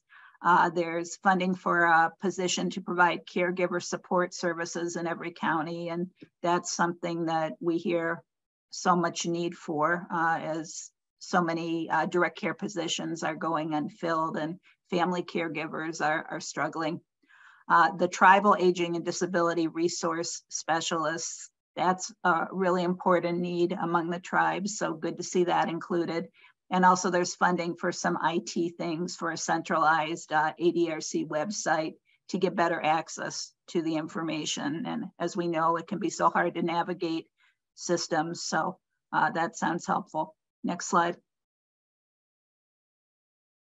Long-term care, a number of different proposed investments for long-term care. And this is really a situation where we're seeing a crisis in our state with direct care professionals being in such short supply and people with disabilities and older adults struggling to get the care that they need and that they should be able to have to maintain their independence in the community.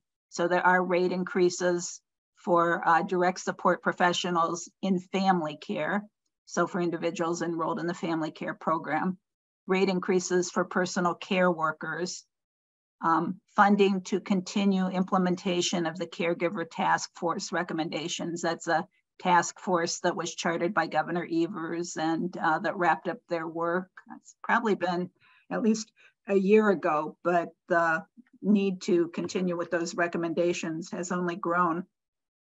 5% rate increase for home and community-based services. And again, this is specific to family care. It does not apply to IRIS, which is the self-directed support program for those who are eligible for long-term care. There's money for a pilot that would look specifically at helping people who are inpatient and have complex needs transition into long-term care settings so that they don't need to remain in the hospital. People sometimes get orphaned in the hospital. Next slide. Children's long-term supports. The indication is in the budget is for that the CLTS program, Children's Long-Term Support Waiver, funding to ensure that any child who is eligible and applies receives services. So there shouldn't be a wait list for the program. There's also some additional funding for kids who have a blood level over the CDC recommended level, that they should be able to get services in birth to 3 because the blood level may be causing developmental delays. Next slide.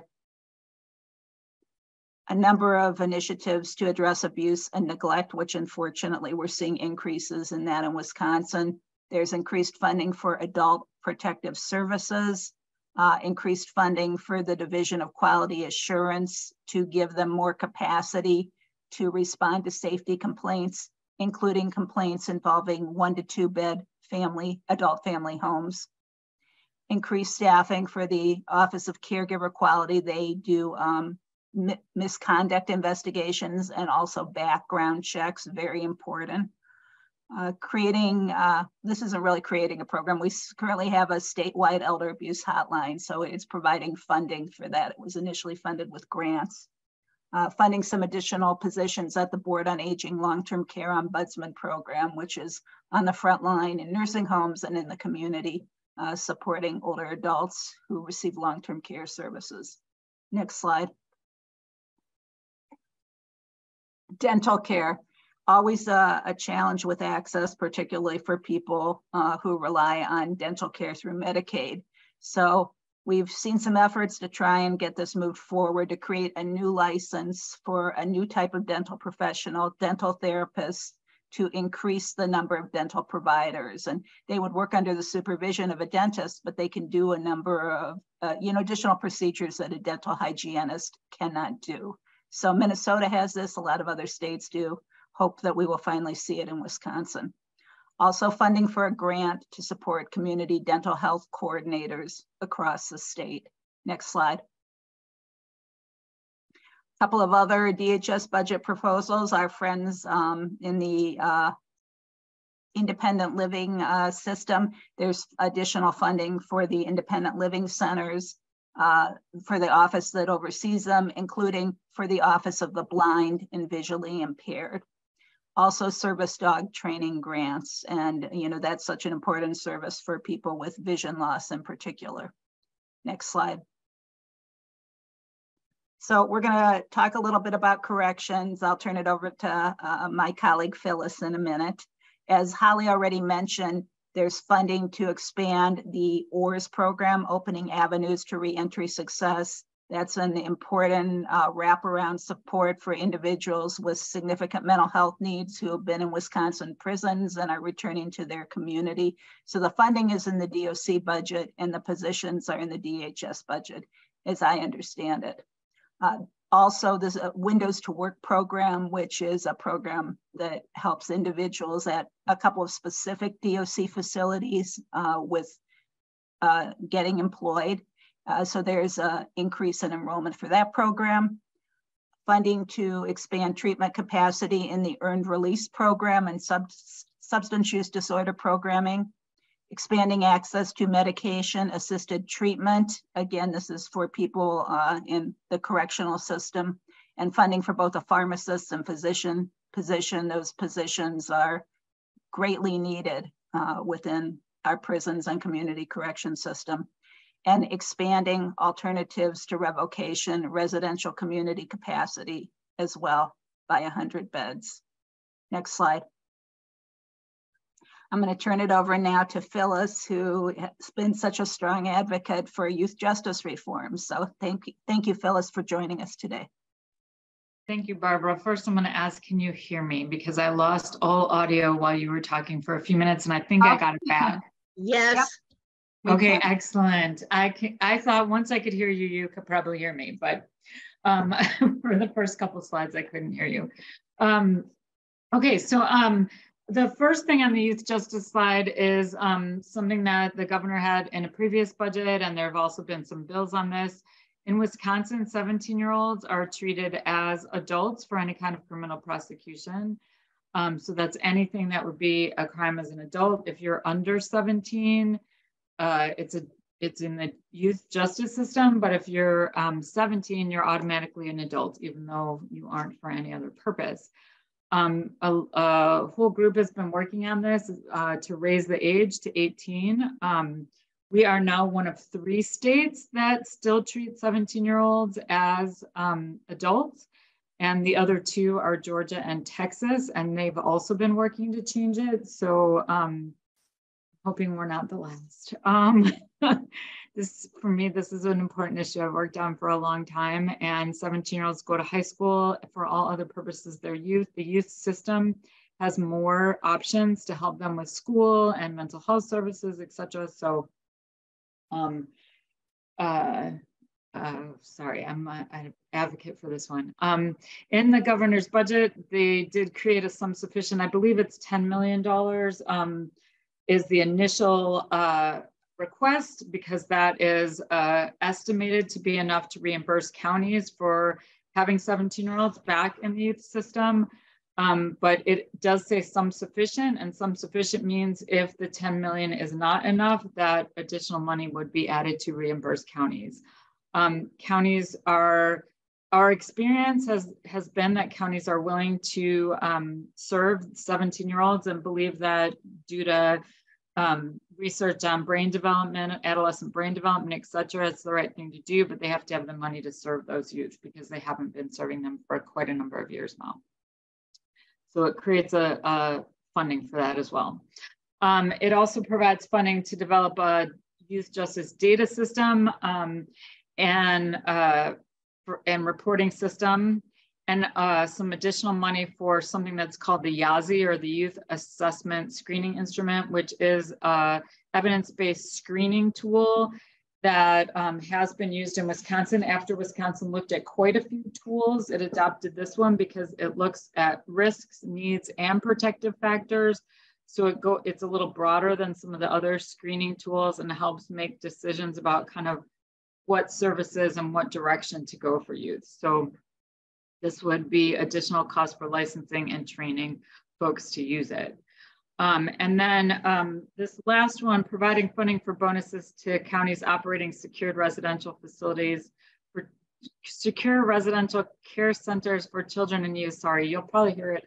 People are calling them CERCES because in Wisconsin and probably a lot of places we like to acronym everything.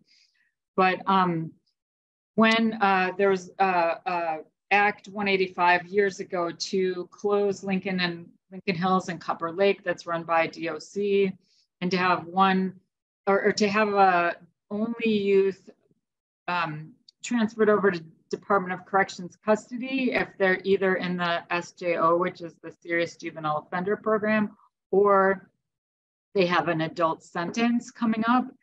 And that other youth would be served by counties in these SERCs, or Secure Residential Care Centers.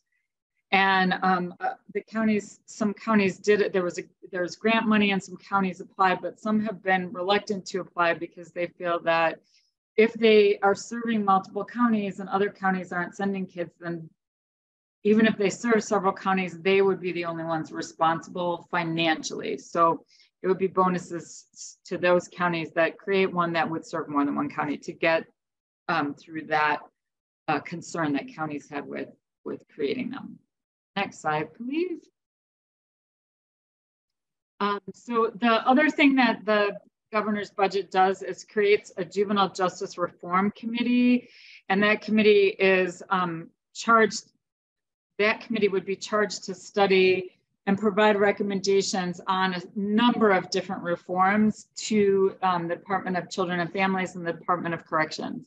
And why those two departments? That is because the department, a number of years back, the community part of youth justice or juvenile justice, depending on where you're from, was transferred over to the Department of Children and Families. So they oversee that portion of it, and DOC has a small portion of the youth justice system, which is Copper Lake, Lincoln Hills, one other facility.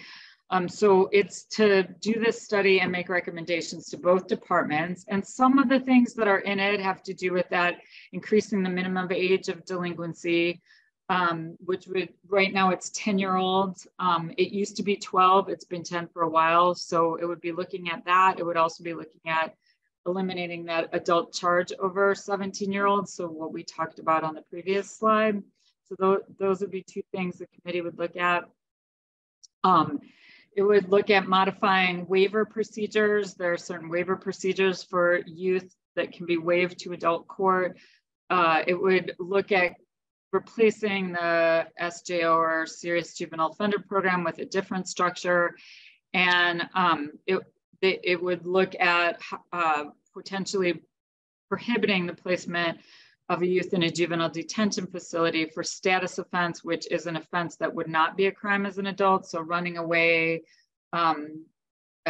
truancy, those kinds of things. And it would limit short-term holds in detention to cases where there's really a public safety risk. So those are the things that the committee would look at and make recommendations on to DCF and DOC. And there's timelines, et cetera, in the budget, but more than we have time for today. Next slide. Oh, it's still me. Okay. So I'm just going to highlight, there's a lot on this slide. I'm assuming people are being provided these slides. Is that true? Yes, I hope. Yep, everything is on the website post for the meeting. Thank you so much. So there's just a lot in this slide, and I didn't want to go through every piece of it, but some very important highlights. The governor's budget looks to fund special education at 60% in both of the fiscal years of the budget. Right now, this funding is at 30%, and that is very inadequate for districts. So districts have to make up all of the difference. And then again, as I discussed on the youth justice slide, in this particular one, to do a 60% reimbursement, state money to reimburse for special ed to districts would be also some sufficient. So there's an amount in there, and if it's not enough, they would still reimburse it. So it's guaranteed up to that 60%. So it's some sufficient. So sometimes the budget says some certain, which means if it's 10 million, it's 10 million, that's it. And sometimes it says some sufficient, which means sufficient to carry out this 60%. Another piece in special education is increasing the reimbursement rate for high cost services. So there are some students that have very high needs, and there is a separate or special reimbursement for that high cost need. And right now, and so it looks at changing that to 45% and 60%. And again, is some sufficient. It doesn't say on here, but that might be at 30% as well right now. There was one other one I kind of wanted to. I actually don't. I was trying to look up a little more information on the Medicaid funds. There's something in the budget to allow public schools to retain 100% of Medicaid funds they collect for these different therapies, so physical therapy, OT, speech and language therapy, mental health services, but I don't know a lot about that. And then there's something in the law that has funding for high cost pupil transportation, and it's not fully funded. So the budget looks to fully fund these expenditures. And the last couple I'm not going to go into. So I think next slide. And it was mentioned earlier, the school-based mental health services. I just wanted to cover a couple of the things quickly that are in there. So the first one is funding to reimburse for school-based pupil services staff. You might hear of it. It says in the budget, mental health professional staff or something like that, but it's school-based pupil services staff, which are social workers, school counselors, school psychologists, and nurses. The last budget funded some of this, which was to go for school social workers, but we are, our numbers as to how many of students per all of these school counselors, school psychologists, nurses, and social workers, it's woefully inadequate. So this would expand it. I think it's an 18 million ask, and would expand it to reimburse schools for all of those positions, for some of all of those positions, all those professionals, sorry. And then the next one was the funding to reimburse school mental health services and programs for students. So that is part of a collaboration and comprehensive school mental health service. So it's schools collaborating with private providers. And there have been grants to do this. There was also some money put into something similar to this from COVID funds that the governor gave some money to each school for mental health collaboration and comprehensive mental health services. And this would make it $100,000 per district plus 100 per pupil. So it's to try to get things to be more equal, and for schools who can't apply for grants to make sure that all schools have kind of a level funding. I tried to talk fast because I know we have a lot more to cover. So next slide, which I think is Barbara again. Yes, thank you so much, Phyllis. And there is a lot to cover, and we want to give everyone the big picture of the budget. So we'll go quickly through some of these, but again, a reminder that our advocacy is really going to be important to get any of these across the finish line, because the legislature is going to be starting from a base budget. So it will not include all of the positive initiatives we're sharing with you today, but it's up to advocates across the state to work as hard as we can to try and get these to remain in the budget. So here's an area where there's just been terrible inequity for individuals who are on SSDI. Currently, they're ineligible for unemployment insurance benefits. So there is a proposal in the budget to repeal the current prohibition. And what it would do is would instead require DWD to reduce the claimant's benefit payment by the amount of their SSDI payment. So this may be important for some of you who are here today, or for community members who you help to support. So hope to see that move forward. Next slide. Legal services. We all know that there were some good protections in place during the pandemic that protected people from being evicted, because tenant rights in Wisconsin are close to non-existent, very, very limited. So this would expand access to civil legal aid for agencies like Legal Action of Wisconsin, would provide funding for a new civil legal assistance program that would establish a statewide right to counsel for eviction. If that moved forward, that would be a really important thing, a really cool area. Wisconsin, you know, it's a little bit like with the 17-year-olds, we're one of the worst states in terms of support for civil legal aid. So this is important. People deserve the right to be represented, and it would include other services as well: unemployment compensation, consumer law, domestic violence, and health insurance. We were disappointed that we are at Disability Rights Wisconsin, we're a legal services agency, and we would have liked to see people with disabilities and their legal service needs reflected here, but that didn't occur, but it could still happen in the final budget, right?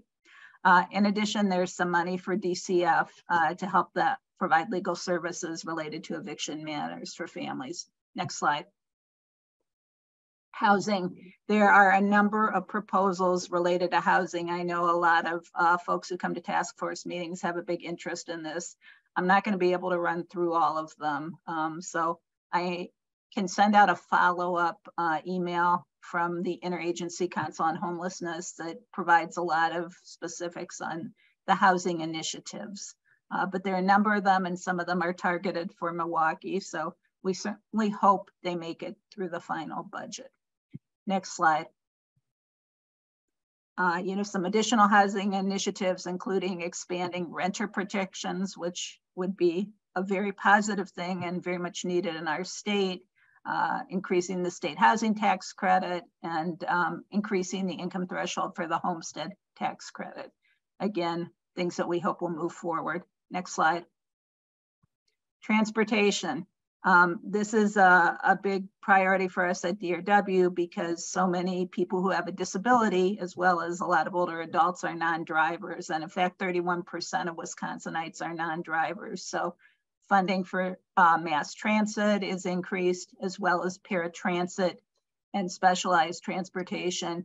I have been trying to get an answer to find out specifically what the implications are for Milwaukee, because the last budget, there was a significant cut to transit aid for Milwaukee County and the city of Madison. And I hope that those funds are restored in the new biennium. The justification for that was because they were getting ARPA funds. So therefore, the state finance committee decided to cut their transit budget, which was very disappointing. In addition, there's a proposal to collaborate to create and fund regional transit authorities. You know, we need to recognize people's lives don't stop at the county line, and we need to provide transportation for non-drivers on a regional basis. So it would be great to see that move forward. Next slide. Voting rights. A number of different proposals in the budget related to voting rights. I'm not very optimistic that many of these are going to move forward, but they're all pro-voter policies. I won't walk through them all, but just to highlight a couple of them, one of the proposals would allow Wisconsin to have automatic voter registration. So when you get your driver's license or photo ID, you know, if you are a citizen and eligible to vote, you could automatically be registered to vote at the same time. So remove a barrier for people.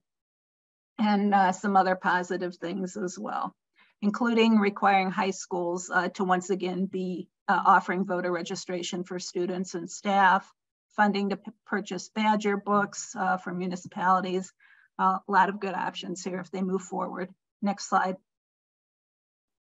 So this is the point that I wanted to make sure that we got to in the PowerPoint. That's why we were rushing a little bit.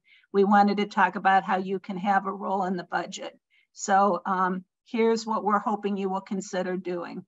Call and email your state senator and state representative to share your budget priorities.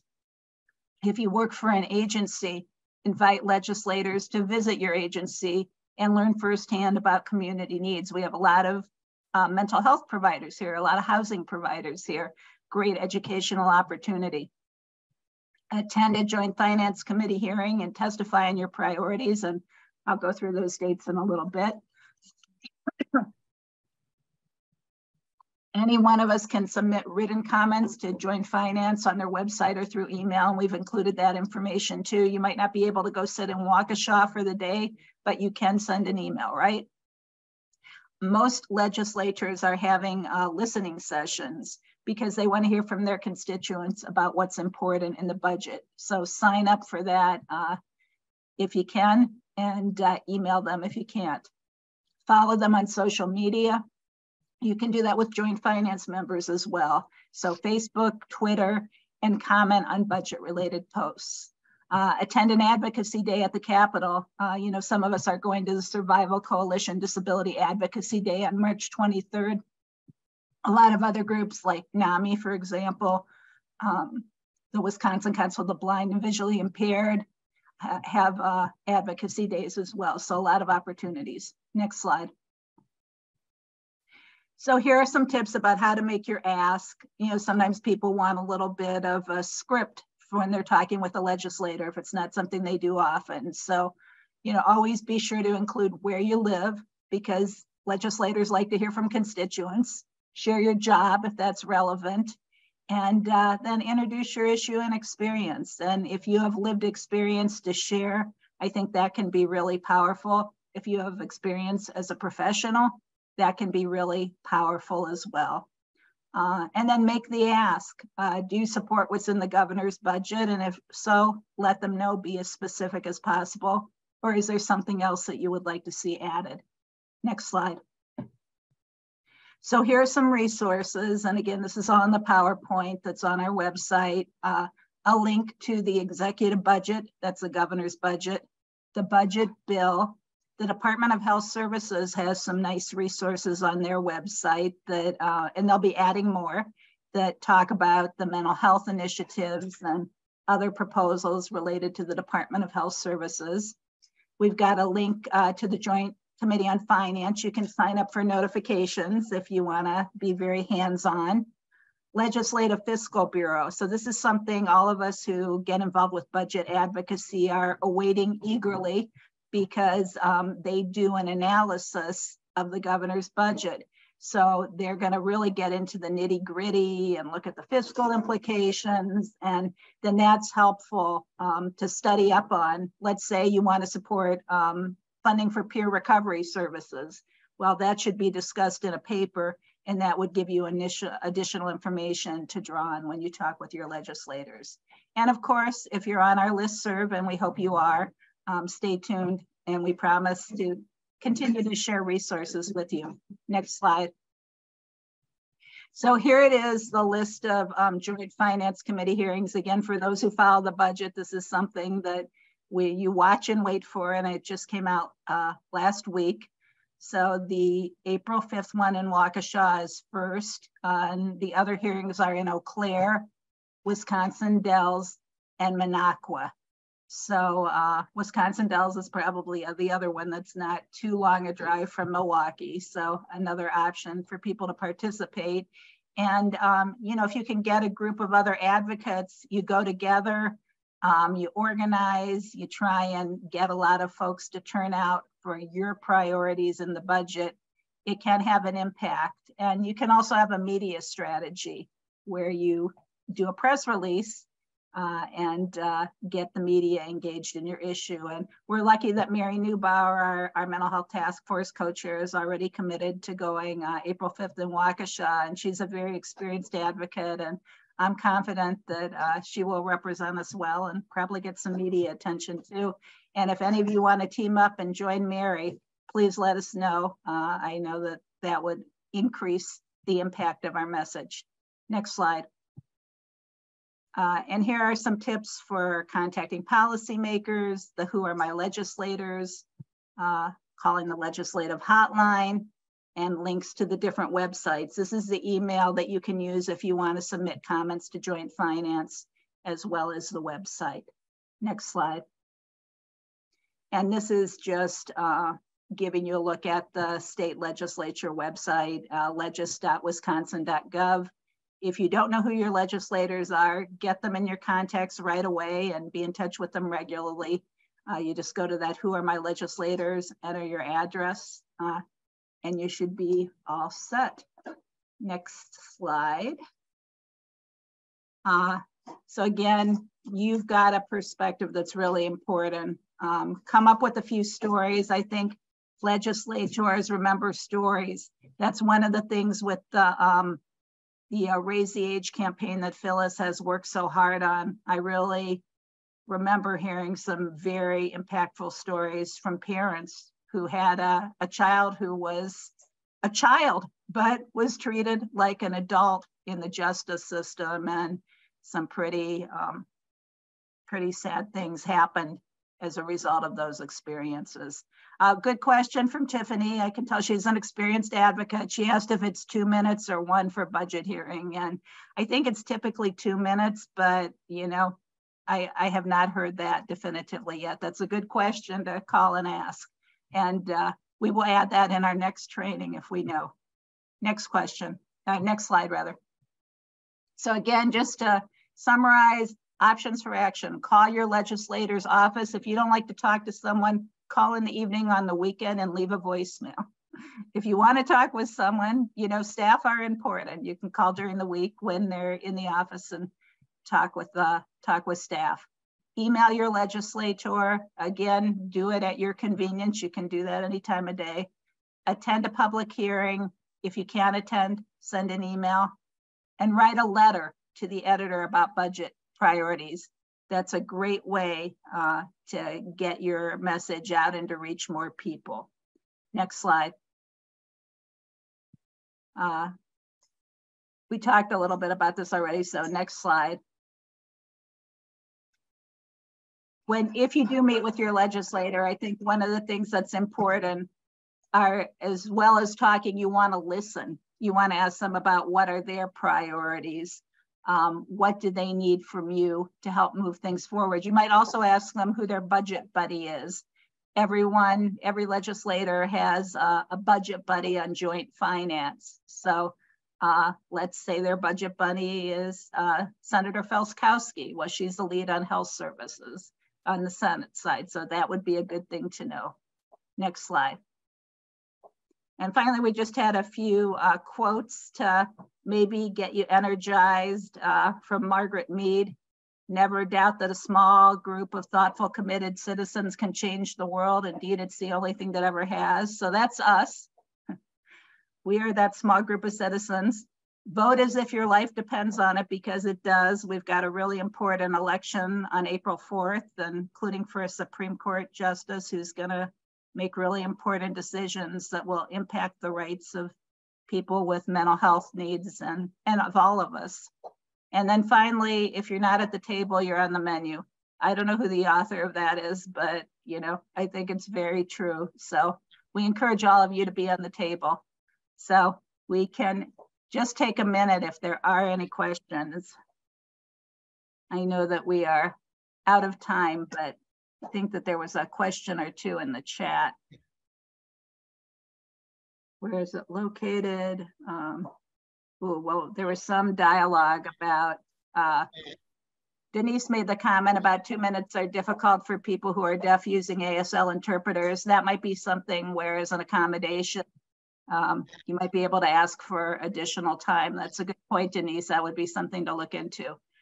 Someone asked about, I'm an LPN in the monitoring program. Who is in school for human services with the minor? Oh, that's someone who's asking a question about some job related things. So I hope you got some comments back on that. So I think we're ready to wrap up. I'll turn it over to Mary and Christine for a final word. And thank you so much, Phyllis, for joining us today.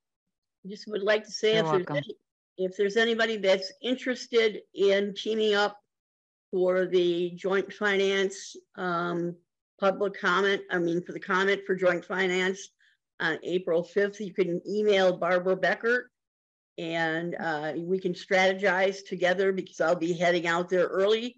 The idea is get there early and sign in so you can testify and not be left out. I'd like to thank all of our presenters for today. And that is really all I have to say. Christine, anything from you?